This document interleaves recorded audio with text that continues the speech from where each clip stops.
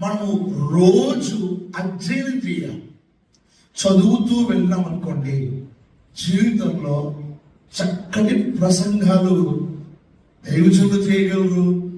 చక్కటి విశ్వాస జీవితంతో విశ్వాసులు కొనసాగుతారు.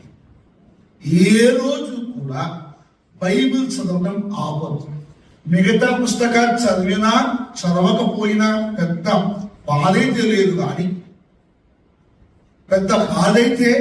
లేదు కానీ దేవుని వాక్యం మాత్రం అది నీ జీవిత గమ్యమై ఉండాలి.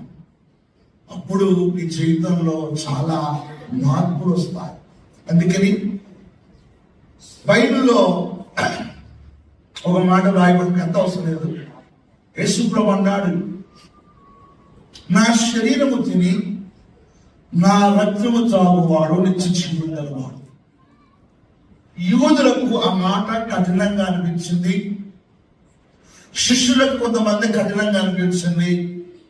యేసు ప్రభు చెప్పి చేసిన అద్భుతాలను బట్టి కూడా వారు ఆ మాటలను బట్టి వారు ఆయన విడిచి వెళ్ళిపోయారు. యేసు ప్రభు కూడా ఆ 12 మంది మిగిలితే అసలు అందరూ పోయారు కదా, వాళ్ళ మీరు కూడా పోవాలనుకుంటున్నారా అన్నాడు. అనగానే పేతురు గారు అన్నారు, ప్రభువా నిత్య జీవం మాటలు గలవాడు, మేము ఎవరి ఎందుకు వెళుతాము అయిపోయింది. ప్రభు ఎప్పుడు కూడా సంజాయిషి చెప్పలేదు, వెళ్తున్నవాడు.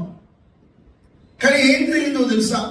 ఒక రోజు పస్కా పండుగ రోజు ఆ 12 మంది శిష్యులను కూర్చోబెట్టుకొని పస్కా ఇస్కరియోతు యూదా చేసిన తర్వాత ద్రాక్షారసంలో ఆ రొట్టెను ముంచి యూదాకిచ్చి యూదా వెళ్ళిపోయిన తరువాత